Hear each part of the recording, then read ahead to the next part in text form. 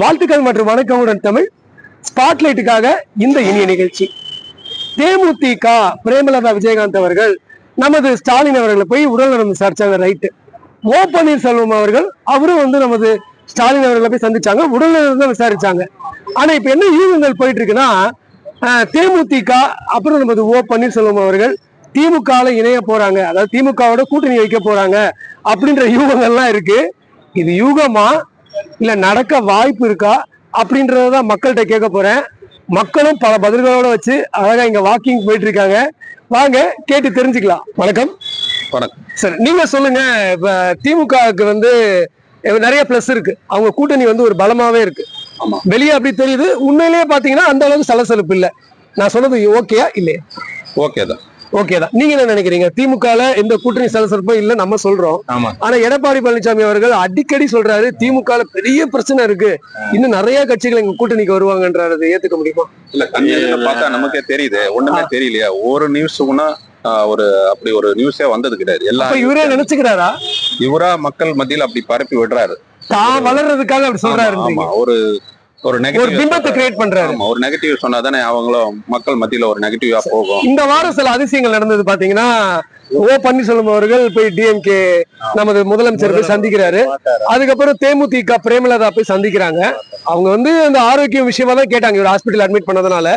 But இப்ப யூகங்கள் என்ன வருதுன்னா, திமுக கூட்டணி இவங்க எல்லாம் சேர போறாங்க அப்படின்னு ஒரு பேச்சு இருக்கு. நீங்க என்ன நினைக்கிறீங்க ஒரு அரசியல் பார்வையாளரா?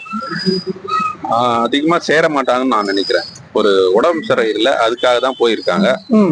இப்ப ஒன்னும் சொல்ல முடியாது, ஒரு 6-7 மாசம் பொறுத்து தான் சொல்ல முடியும். இல்ல, அந்த யூகங்களை பத்தி நினைக்கிறீங்க? ஏற்கனவே இவங்க யார் கூட கூட்டணி போறாங்கன்றது ரெண்டு பேருமே இப்ப ஒரு திருசங்க சொர்க்கத்துல இருக்காங்க, எங்க போலாம் அப்படின்னு. அதனாலதானே யூகங்கள் வருது. அப்படி சேரலான்னு எனக்கு நான் நினைக்கிறேன். ஆனா சேருவாங்களான்றது கேள்விக்குரியதான் இருக்கு. நீங்க எதிர்பார்க்கறீங்க?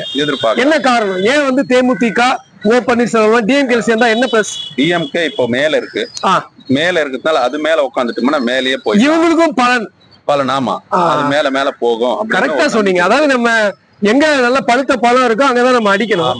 நீங்க என்ன நினைக்கிறீங்க சார்? சரியான அணுகுமுறை. ஏன்னா இப்ப ட்ரெண்டிங்ல நல்லா ஓடிட்டு இருக்குது, டிஎம்கே தானே போயிட்டு இருக்கு. சரி, ஆட்சியில இருக்காங்க. சரி, முதல்வர் உடல்நிலை சரியில்லைனால போய் கூட விசாரிக்கலாம், விசாரிச்சுட்டு வந்திருக்கலாம். சரிங்க, அவங்க மூலியமா கூட்டணி வச்சா கூட நம்மளும் பலமா இருக்கலாம் அப்படின்னு கூட அவங்க ஒரு யூகிக்கலாம். இது தேமுதிகவுக்கும் பிளஸ், ஓ பன்னீர்செல்வத்துக்கும் பிளஸ் தான் நினைக்கிறீங்க? எந்த மைனஸும் கிடையாது. இல்ல, மைனஸ் கிடையாது. ஓகே. ஓ பன்னீர்செல்வம் ஏன் இப்படி தனித்து விடப்பட்டார்? அவர் பாத்தீங்கன்னா மோடியை பாக்குறதுக்கு கூட அவர் அனுமதிக்கல. ஏன் இந்த நிலைமை? அவரு ஏற்கனவே இந்த கட்சியில உட்கட்சி பூசல்ல ஆபீஸ் எல்லாம் போய் ஏதோ ஒரு பிரச்சனை பண்ணாங்கல்ல. சரிங்க, அதனால கூட இருக்கு. ஏங்க நீ வெளியே போன்னு சொன்னா ஒருத்தன் பிரச்சனை பண்ணாம எப்படி இருப்பான்? அதை ஏத்துக்க முடியுமா? இவர் என்ன எடப்பாடி பழனிசாமி சொல்றாருன்னா, எங்க தாய் கழகம், எங்க அம்மா வச்சிருந்த அந்த ஆபீஸையே இடிச்சவன் உடைச்சவன் அவரு ஒண்ணு உடைக்கிறதுக்கு போல. அவரும் ஒரு பொறுப்பாளர் தான் அதுல. அதனால அங்க உள்ள போனாரு. இருக்கிறவங்க கலவரம் பண்ணிட்டாங்க. கூட இருக்கிறவங்க மட்டும் இல்ல, மத்தவங்களும் கலவரம் பண்ணதால் அது பெருசா தெரியுது. அவர் கலவரம் பண்ணதுக்காக போல, அவர் உரிமையை கேட்க போனாருன்றீங்க? உரிமையை கேட்க போன ஒருங்கிணைப்பாளர் இருந்தாரு. அவருக்கும் அந்த சம பங்கு உண்டு அதுல, அந்த கட்சியிலயும் சரி. அதுல எந்த தப்பும் இல்ல. அது அவர் கரெக்டா தான் போனாரு. இவங்கதான் அதை பெருசாகிட்டாங்க. ஆமா, இது ரொம்ப பெருசா பழனிசாமி தான். சோ நம்ம எடப்பாடி பழனிசாமி பத்தி உங்களுடைய ஒரு கருத்து, கடைசி கருத்து? அவரு பாத்தீங்கன்னா நல்ல மக்களுக்கு நல்லா செஞ்சுட்டு தான் சார் இருந்தாரு. நல்ல மதிப்புள்ள முதல்வராக தான் இருந்தாரு. அப்ப இப்ப என்னாச்சு? இப்போ அதான் கட்சியில எல்லாம் பிரிஞ்சு போயிட்டாங்கிறதுனால கொஞ்சம் யோசிக்கிற மாதிரிதான் இருக்கு. நீங்க என்ன நினைக்கிறீங்க? இப்ப அவருடைய செயல்பாடுகள் எப்படி இருக்குல்ல? யாருனாலையும் ஒரு ஸ்டாண்டர்டா பெரிய ஆளா வர முடியுன்றத பழனிசாமி காட்டினாரு. இவங்கதான் இப்படின்னு சொல்ல முடியாது. சரிங்க. இப்போ சாதாரண மக்கள் ஒன்றும் பெரிய ஆளா தான் இருப்பாங்க. அவங்க கிட்ட பொறுப்பு கொடுக்கணும், அவங்க கிட்ட அதுக்கு ஏற்ற ஒரு தன்மை இருக்கு. ஆனா பொறுப்பு வரணும். அந்த பொறுப்பு வந்தோடனே பழனிசாமி ரொம்ப நல்லதான் பண்ணாரு அந்த 4 வருஷத்துல. அதுல எந்த குறையும் இல்லை. இப்போ ஓரளவுக்கு இருக்காரு. அவர் வந்தா எவ்வளவு பண்ணுவாருன்னு எனக்கு தெரியல, ஆனா ஓரளவுக்கு பண்ணுவாருன்றது மட்டும் நம்புறேன். சோ நீங்க இந்த 2026 தேர்தலுக்காக நம்ம எல்லாருமே காத்திருக்கோம். திமுக கூட்டணி பலமா இருக்கா இல்ல ஓரளவுக்கு சலசலப்பா இருக்குன்னு எடப்பாடி பழனிசாமி அவர்கள் அடிக்கடி சொல்றாரு. உங்களுடைய கருத்து என்ன? மிகப்பெரிய பலத்தோட இருக்கு. அதை ஏத்துக்கதான் வேணும். ஆமா, கண்டிப்பா. அப்ப அவர் சொல்றது பொய்யா இருக்கலாம். சரி, இப்ப பொய்ய திரும்ப திரும்ப சொல்லியிருந்தா அது உண்மையாயிடும் இல்லையா? ஓ, அத அவர் ட்ரை பண்றாருன்றீங்க. அவ்வளவுதான். திமுகல வந்து யாரும் வெளியே வருவாங்க எங்க கூட்டணிக்கு அப்படின்றாரு. வெளியே போலியே யாரும் சொல்லிட்டு தான் இருக்கிறாரு ஒரு மாசமா. போன எலெக்ஷன்லயே சொன்னாரு. அதான் இப்ப வந்து இந்த ட்ரெண்ட், எலெக்ஷன் ட்ரெண்ட், கூட்டணி ட்ரெண்ட் எல்லாத்தையும் ஆரம்பிச்சு ஆ, சொல்லிட்டு தான் இருக்காரு. யாரும் போன மாதிரி தெரியல. சரி. அது ஒரு கனவுதான் அப்படின்றீங்களா? அது ஒரு எதிர்பார்ப்பு, கனவு இல்ல, எதிர்பார்ப்பு. வந்துருவாங்க நம்ம கிட்ட. சரி, நமக்கு வந்து மைனஸா இருக்கும்போது நம்ம பிளஸ் எதிர்பார்க்கலாம். ரைட். இப்ப தேமுதிக நமது பிரேமலதா அவர்கள் வந்து ஸ்டாலின் அவர்களை போய் சந்திச்சாங்க. ஓ பன்னீர்செல்வம் போய் சந்திச்சாங்க. அவங்க வந்து உடல்நலம் விசாரிச்சாங்க. ஆனா இப்ப எல்லா இடமும் இவங்க இருக்கிற இவங்க திமுக சேர்ந்தா நல்லா இருக்கும். இப்ப உங்களுடைய ஒரு தமிழ்நாட்டு ஓட்டர் நீங்க, இவங்க திமுக 2 பேரும் சேர்ந்தா நல்லா இருக்குமா? அதாவது பிரேமலதா அவர்களும் சரி, ஓ பன்னீர்செல்வம் சரி, நீங்க என்ன நினைக்கிறீங்க? தேமுதிக சேர்ந்ததுன்னா இன்னும் கொஞ்சம் பலம். ஓ, கூட்டணிக்கு இன்னும் பலம் ஆல்ரெடி ஸ்ட்ராங்கா இருக்கு. ம், அவங்க வந்தாங்கன்னா இன்னும் கொஞ்சம் நல்லா. ஓகே. ஓ பன்னீர்செல்வம் அவர்கள் ஒருவேளை திமுக சேர்ந்தா அந்த கொங்கு மண்டல ஓட்டுகளை கொஞ்சம் கவர் பண்ணுவாரா? அந்த அளவுக்கு பண்ண மாட்டாரு. ம். ஒரு சின்ன ஒரு மாப் தான் அவர்கிட்ட. இல்ல, நான் என்ன கேக்குறேன்னா, அதிமுக சில ஓட்டுகள் இன்னும் கொஞ்சம் திமுக வர வாய்ப்பு இருக்குல்ல? அது ஒரு செந்தில் பாலாஜியா, ஆ. கொங்கு மண்டலத்துல இருந்து வந்தாரு. செந்தில் பாலாஜி அவர் வந்தாருன்னு கட்சி பயங்கர அதிபயங்கரமான பலம். ம், ம், அது ம். மாதிரி நினைக்க முடியாது. ஆ, சப்போர்ட் பண்ணுவார், அவ்வளவுதான். சரி. இப்ப நீங்க சொன்னீங்க திமுகக்கு தேமுதிக வந்தா நல்லா இருக்கும்னு. ஆனா அந்த காலத்துல இருந்தே நமது பிரேமலதா அவர்கள் வந்து ஸ்டாலினை எதிர்த்துக்கிட்டே தான் இருக்காங்க, திமுகவை திட்டிக்கிட்டே தான் இருக்காங்க. அதுதான் காட்சிகள் மாறுமா? ஓபிஎஸ் என்ன சொன்னாரு இப்ப அந்த இது கட்சியில் விலகுறதுக்கு? ஆ. ஸ்டாலினை பாருங்க, நிரந்தர எதிரியும் கிடையாது, ஓ. நிரந்தர நண்பனும் கிடையாது. So, அந்த முன்னாடி வார்த்தைகளை நம்ம கண்டுக்க கூடாது. அவ்வளவுதான். அரசியல்ல இதுதான். Okay, okay. அப்ப நியாயம், நான் சொன்ன வார்த்தையை மாற மாட்டேன் அப்படின்றதெல்லாம் அரசியல கிடையாதா? அதெல்லாம் கிடையாது. காலையில ஒண்ணு சொல்லுவாங்க, சாயந்தரம் ஒண்ணு சொல்லுவாங்க. அந்த வார்த்தைக்கே இடம் இல்ல. Okay, okay. வணக்கம் தோழி. வணக்கம். ஓகே. ரொம்ப ஸ்ட்ரிக்டான ஆள் போல நீங்க. அப்படிலாம் ஒண்ணும் இல்ல சார், பேச பார்க்கதான் அப்படி இருக்கு. ஓகே. மத்தபடி ரொம்ப லெகுவான இல்ல, லெகுவான நபரா இருந்தா அந்த உலகம் நம்மள தாளிச்சிடாது. அப்படிலாம் ஒண்ணுமே இல்ல சார். என்னை பொறுத்த வரைக்கும் ஜாலியா இருக்கணும், ஜாலியா சிரிச்சு பேசணும், கரெக்டா மனசுல சொல்றீங்க. எதுவுமே வச்சுக்க கூடாது. உள்ள அழுத்தமாவே வச்சிருந்தோம்னாக்கா வெளியில எதுவுமே தெரியாது. ஆமா, எப்படிங்க ஜாலியா இருக்க முடியும்? இந்த உலகம் அப்படி விடாது. ஏங்க ஜாலியா இருந்துதாங்க ஆகணும். அதுக்குன்னு இப்ப எனக்கு கூட தான் எல்லா கஷ்டமும் இருக்கு.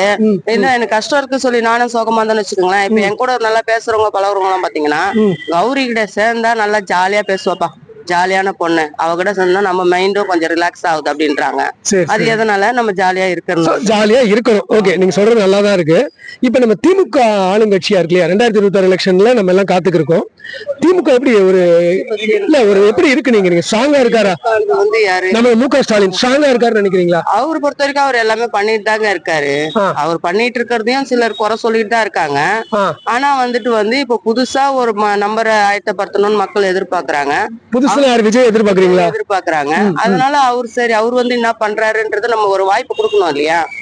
விஜய்க்கு ஒரு வாய்ப்பு கொடுக்கணும்ன்றீங்க? ஆமா, விஜய் திமுகவை தாண்டி அதிமுகவை தாண்டி எல்லாத்தையும் 2 பேரையும் தாண்டி ஒரு வாய்ப்பு புதுசா ஒரு நம்பர்ஸ்க்கு நம்ம கொடுத்தோம்னாதான் அவங்க எப்படி இருக்காங்கன்றத நம்ம தெரிஞ்சுக்கணும். இப்ப இன்னும் வர்றதுக்கு முன்னாடியே இவரு வர்றதுக்கு முன்னாடி இப்ப இப்படி இருக்கு, பெண்களுக்கு பாதுகாப்பு இல்ல, சிறுமியில இருந்து வயதானவர் முதல்ல இருந்து பாதுகாப்பு இல்லைன்னு சொல்லிட்டு இருக்காங்க.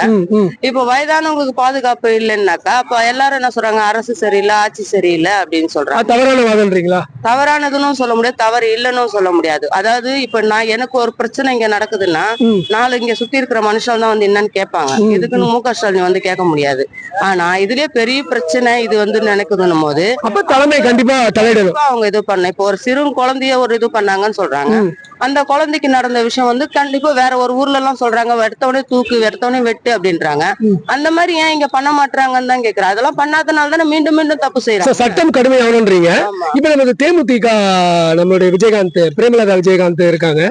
சோ விஜயகாந்த் எந்த அளவுக்கு உங்களுக்கு பிடிக்கும்?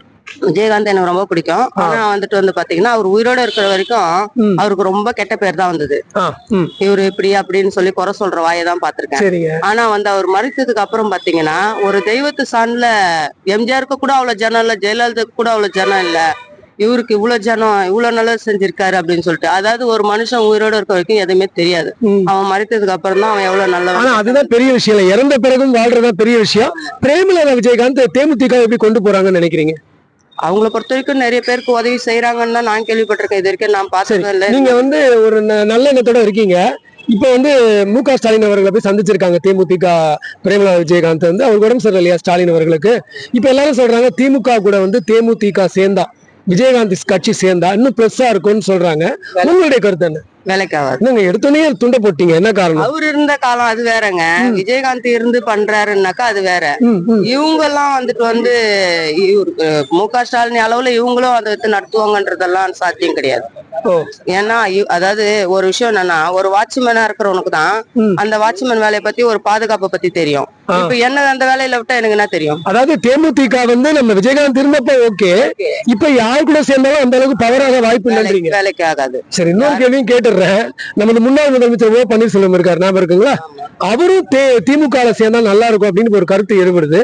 அவருக்கு எந்த அளவுக்கு பவர்? ஏற்கனவே நீங்க ஒரு கருத்தை சொன்னீங்க, அவரை பத்தி சிரிக்க ஆரம்பிச்சிருங்க. அவரை சொல்லல, அவர் ஏன் ஓ பன்னீர்செல்வம் பத்தி பேசினா சிரிப்பு வருது சார்? அவரை பத்தி எதுல சார் நம்ம பெருமையா பேசுறதுக்கு என்ன சார்? எனக்கு ஒண்ணு இருக்கு, அவர் முன்னாள் முதலமைச்சர்.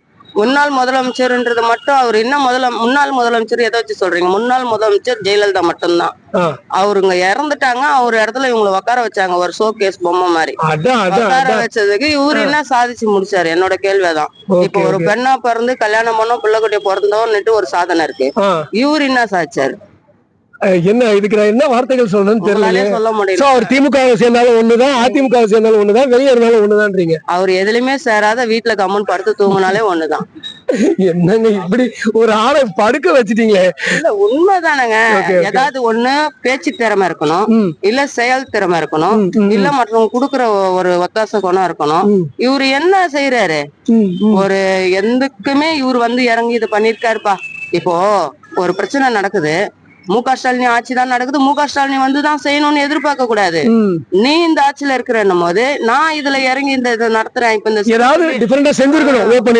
இப்போ ஒரு பிள்ளைக்கு ஒரு பிரச்சனைன்னும் போது அவரு இறங்கி அதுல பண்ணியிருந்தாருனாக்கா அப்ப சொல்லலாம், ஏன்பா மு.க. ஸ்டாலின் அப்படின்னு சொல்லலாம். பெஸ்ட் தூக்கி மூஞ்சில மூடின்னு தூங்குற மாதிரி தூங்கினா நாடு எப்படி போவோம்? இப்படிதான் போகும். நன்றி தோழி, தேங்க்யூ. வணக்கம். வணக்கம் சார். ஓகே, நம்ம நிறைய மேக்கப் எல்லாம் பண்ணுவோம், தலைலாம் சீவோம், பவுடர் எல்லாம் போடுவோம். அதெல்லாம் ஒரு அந்தஸ்தை கொடுக்குமா, இல்ல நம்ம மனசு நல்லா இருக்கிறது தான் முக்கியமா? எப்படி வேணாலும் இருக்கலாமா? இல்ல சார், மேக்கப் பண்றது அதெல்லாம் ரொம்ப முக்கியம். உங்க அப்பீரன்ஸ் மக்கள் நடுப்புற நம்ம 4 பேர் எதிர்க்க நம்ம அப்பீரன்ஸா வாழணும் அப்படின்னா மேக்கப் தேவை. அதே மாதிரி நம்மளும் சந்தோஷமா இருக்கிறதுக்கு அது ஒரு அழகு. நம்ம கொஞ்சம் அழகா தெரிஞ்சா நம்மளே சந்தோஷமா இருக்கோம், அழகு. சரி, இப்ப திமுக ஆட்சி எப்படி இருக்கு? ஸ்டாலினுடைய திமுக ஆட்சி இப்ப சிறப்பா போயிட்டு இருக்கு சார். கூட்டணி எப்படி இருக்கு? கூட்டணி சலசலக்குது, நிறைய பேர் வெளியே வர போறாங்க. எடப்பாடி பழனிசாமி கூவிட்டே இருக்காரு. அதெல்லாம் இல்ல, ஏன்னா சில பேர் எனக்கு பிடிக்காதவங்களை நான் பார்த்தேன்னா என்ன சொல்லுவேன், அவன் அவுட்டு, நான் இன்னைக்கு நல்லா இருக்கேன், அவங்க எல்லாம் ஒண்ணும் பிரயோஜனம் இல்லை அப்படின்னு தானே சொல்லுவாங்க. அது மாதிரிதான் எடப்பாடி அப்படி சொல்லி நிக்கிறாரு. எடப்பாடி நிறைய தேர்தல தோத்தவரு. இப்ப அவரு அந்த மாதிரி சொல்லி அந்த டீம் உடைக்கலான்னு பாக்குறாரு. சரி, இப்ப தேமுதிக பிரேமலதா விஜயகாந்த் இவங்க திமுக கூட்டணிக்கு வந்தா எப்படி இருக்கும்? ஏன்னா இப்ப ஓ பன்னீர்செல்வம் அவர்களும் இப்ப முதல்வர் சந்திச்சிருக்காரு, உடல்நலம் விசாரிச்சிருக்காரு, ரைட். பட் இவங்க 2 பேரும் திமுகக்குள்ள இணைஞ்சா எப்படி இருக்கும்னு மக்கள் எல்லாம் பேசிக்கிறாங்க. உங்களுடைய கருத்து என்ன? தேமுதிக வந்தா நல்லதுதான். ஏன்னா இன்னும் அதிகமான பலம் வந்த மாதிரி ஆயிடும். ஆமா, திமுகவுக்கு ஆமா வந்தா நல்லதுதான். அது அந்த அம்மாவும் சிறப்பா பண்ணிட்டு இருக்காங்க. ஆமா, விஜயகாந்துக்கு அடுத்து அந்த அம்மாவும் நல்லா பண்றாங்க. பேச்செல்லாம் ரொம்ப நல்லா இருக்கு, தெளிவா இருக்கு. கண்டிப்பா கிடைக்கும் சார். இப்போ 1,50,000 ஓட்டு வித்தியாசம் ஜெயிக்கிறாங்க அப்படின்னா ஒரு இவங்களால ஒரு 25,000 ஓட்டு கிடைக்கும். சும்மா கிடையாது. சரி, பன்னீர்செல்வம் அவர்கள் திமுக இணைஞ்சா, அவர் இணைஞ்சாருன்னா அவருக்கும் அந்த தக்க வச்சுக்குவாரு அவர் நிலைமைய. ஏன்னா இது மூலமா அவர் எங்கெங்க நிக்கிறாரோ அவர் சீட்டு கொடுத்தாங்கன்னா அங்க ஜெயிச்சு தக்க வச்சு இவர் கொஞ்சம் இன்னும் பவரா ஆயிடுவாரு. திமுக பிளஸ் தான் கேக்குறேன். கண்டிப்பா பிளஸ், கொங்கு மண்டலத்துல ஒரு பிளஸ் கிடைக்கும். அந்த அதிமுக சாயல் உங்களுக்கு கிடைக்கும். அந்த இடத்துல இவரு எங்க இடம் கேக்குறாரு அங்க நிக்க வச்சு திமுக ஜெயிக்க வைக்கும். அவரை ஜெயிக்க வச்ச உடனே இவருக்கு பவர் வந்த உடனே இன்னும் சும்மா லெவல்லா போவாரு. சரி, நம்ம யூகங்கள் பேசுறோம். ஆமா, உங்க மனசாட்சி எப்படி சொல்லுங்க. ஓ பன்னீர்செல்வம் திமுக போவாரா? தேமுதிக விஜயகாந்த், அதாவது தேமுதிக பிரேமலதா விஜயகாந்த் அவர்களும் இணைவாங்களான்னு நீங்க நினைக்கிறீங்களா? ஏன்னா எதிர்ப்பு அரசியல் தான் பண்ணிட்டு இருந்தாங்க தேமுதிக பிரேமலதா. உள்ள ரொம்ப உள்குத்துல போயிட்டு இருக்கோம். ரொம்ப டீப்பா உள்ள போக முடியாது. நம்ம அன்றாட வாழ்க்கையில வாழற மக்கள் தான் நம்ம, அரசியல்வாதி இதுக்குள்ள கிடையாது. நம்ம போக வேண்டாம். ஆனா உள்ள போய் பார்த்தா தெரியாது. கடைசியில இப்போ உங்களுக்கு எலெக்ஷன் நெருங்குற நேரத்துல இதெல்லாம் என்ன எப்படி நடக்கும்ன்றத எல்லாம் வெளிச்சத்துக்கு வந்துடும். காட்சிகள் ஓபன் ஆகும், எல்லாம் ஓபன் ஆகும், வெளிச்சத்துக்கு வரும், பேப்பர்ல வரும். கரெக்டா சொல்லிட்டீங்க. என்னங்க, தேமுதிக ஓ பன்னீர்செல்வம் அவர்கள் இவங்க வந்து திமுக இணைஞ்சா பிளஸ் தான், அந்த கூட்டணிக்கு ஒரு கூடுதல் பிளஸ் தான் அப்படின்றாங்க. பட் திமுக வந்து அந்த கூட்டணி வந்து பலமா தான் இருக்கு. இதையும் தாண்டி தேமுதிகவோ இல்ல ஓ பன்னீர்செல்வமோ இணைஞ்சா அந்த கூட்டணிக்கு ஒரு கூடுதல் பிளஸ் தான் மக்கள் எல்லாருமே சொல்லியிருக்காங்க. போக போக தெரியும் என்ன நடக்க போகுது, அரசியல் காட்சிகள் என்னெல்லாம் மாற போகுதுன்னு.